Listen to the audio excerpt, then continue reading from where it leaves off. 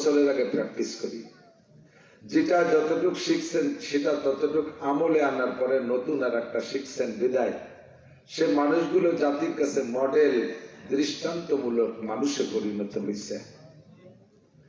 আর আমাদের স্বভাব হুজুর সারা রাত ওয়াজ করেন, দরকারের ফজরের নামাজ নাই পড়লাম একটা দিন, তাতে কি হয়েছে? শুধু ওয়াজ করেন, শুনতে ভালো লাগে শুনবো, কিন্তু আমলের নিয়ত নেই, যার কারণে আমাদের এই ওয়াজের ফলাফল ভালো আসতেছে না। অবশেষে তবারক থাকে, ইত্যাদি থাকে, সেজন্য আমাদের বসে থাকা লাগে কষ্ট করে। এত কষ্ট করে রান্না বান্না করছে, খেয়ে না গেলে নষ্ট হবে, এই কষ্টে আপনারাও কষ্ট করে বসে থাকেন। মনে রাখবেন, ফরজ আর নফলের পার্থক্য আসমান আর জমিনের দূরত্ব যেমন তার চেয়েও বেশি। খেয়াল করতেছেন?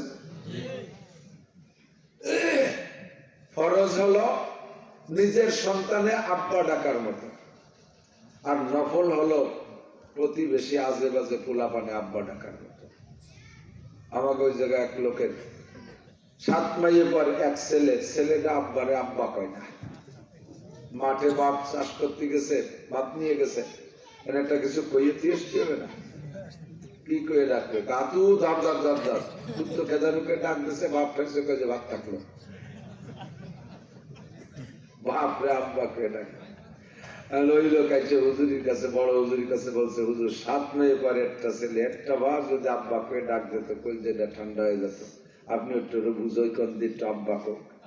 হুজুর ওরে নিয়ে ঘন্টা 2 আসতে শেষে আমার হলো লজ্জা, আর আব্বা কথি, নিজের বাপরে আব্বা কথি লজ্জার হতে পারে, তার জন্মের মধ্যে কোনো 2 নম্বরই থাকতে পারে, এই যদি কেন আব্বা কবে না চাল্লাই হলো।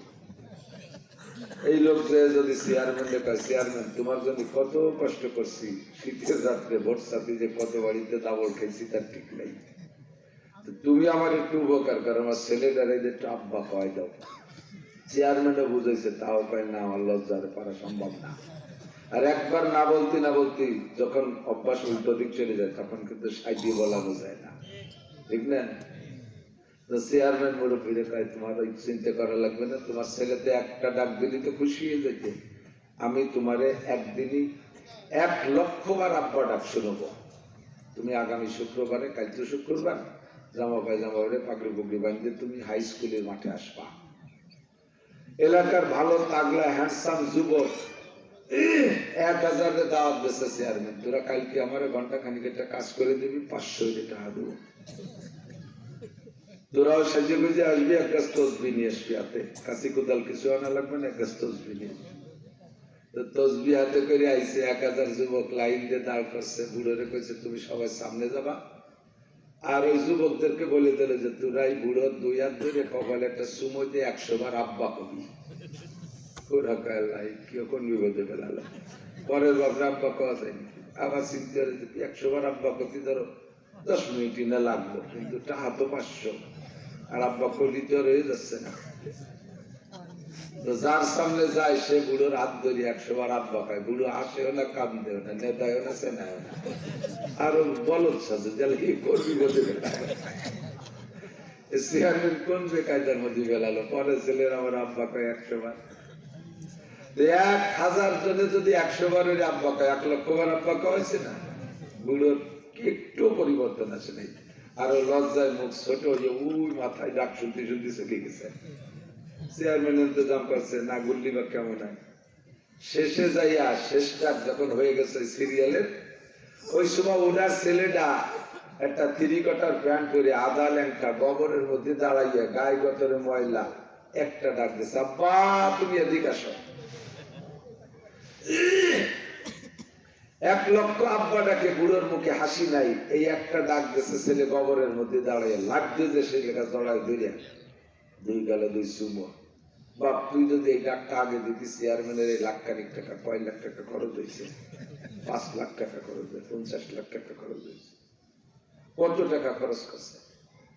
এই 1 লক্ষ ডাকে তার কোনো পরিবর্তন আসে না। এটা পরের ছেলেতে ডাকছে, নিজের ছেলেতে একটা ডাক দিয়েছে, খুশি হয়ে গেছে, ঠিক না? ফজরের 2 রাকাত ফরজ নামাজ টাইম মতো পড়া, নিজের ছেলেতে আব্বা ডাকার মতো। আর এই মাহফিল ইসালে সব সারা রাত করবো, এলো পরের ছেলেতে আব্বা ডাকার মতো। এটা হলো নকল ডাক। নেকি হবে, তবে পরের ছেলের ডাক শুনতে যে যদি আব্বা নিজের ছেলের ডাক ভুলে যায়, ওইটা যদি শুনতে না খেয়াল না করে, তাহলে চরম ব্যর্থতা না? রাতবার ইসারে সোয়াবার বয়ান শুনতে শুনতে ফজরের নামাজের সময় ঘুমাই থাকলেন, পেলেন 9টার সময় দাঁতে কড়া বাঁধায় উঠলেন, আসার চামড়া থাকবে না বাড়ির ঠেলায়। কিয়ামতে আজকের ফজরের নামাজ ছুটে যাবে যাদের, তাদেরকে ডাকবে আল্লাহ, এই তোর ফজরের নামাজ দেখাও, 4 তারিখ ফজরের নামাজ পড়। আল্লাহ ফজরের নামাজ রেগুলার পড়ি, তুমি জানো না আমি কত ভালো মানুষ।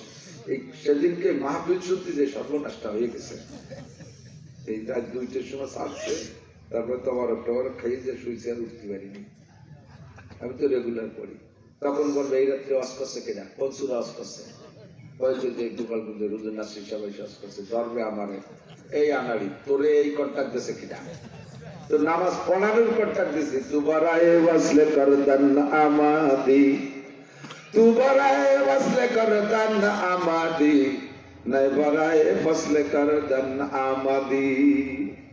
ওহি আহমদ সোয়ে মুসা আজ খুদা, বান্দায়ে মারা তেরা কর দি জুদা। তোরা পাঠাইছি আমার তোরা বান্দারে জোড়ানোর জন্য, আর আমার নামাজি বান্দারে তুই ফজরের নামাজ পড়তে দিস, তোরে এই ওয়াজের কন্ট্যাক্ট দিয়েছে কিনা? আমি বলবো আল্লাহ, আল্লাহ কি আমি এই দাওয়াত রাখতে চাইনি। ওটা কয়জন যে কয়জন হুজুর 12টার পরে খালি একটু দোয়া দিতে হবে, আমি আইসি সেই 12টার আগে, এটা গোষ্ঠী গোষ্ঠী সব 12টা বানায় ফেলাইছি। এই দোষ আমার না, আল্লাহ বাড়ি দড়ি কিছু দিলে ওই ব্যাগেজ থেকে যাও। এবার খাবে সভাপতি, সেক্রেটারি, মৌসাম সাহেব, আসার চামড়া চুলি বেড়াইছেন পাহাড় হইয়া, আমিও বেঁচে গেছি, আপনারা বেঁচে গেছে। এবার ওনাকে ধরবে, তোরা এই আকাম করতে গেছিস কেন? আল্লাহ আমরা তো সেই দিন থাকতে প্যান্ডেল বানাইছি, ছোটটা আইছি মেলা রাত্রি, আবার ঘুরি আপনাকে গাড়ি আসতো সেই বোঝা।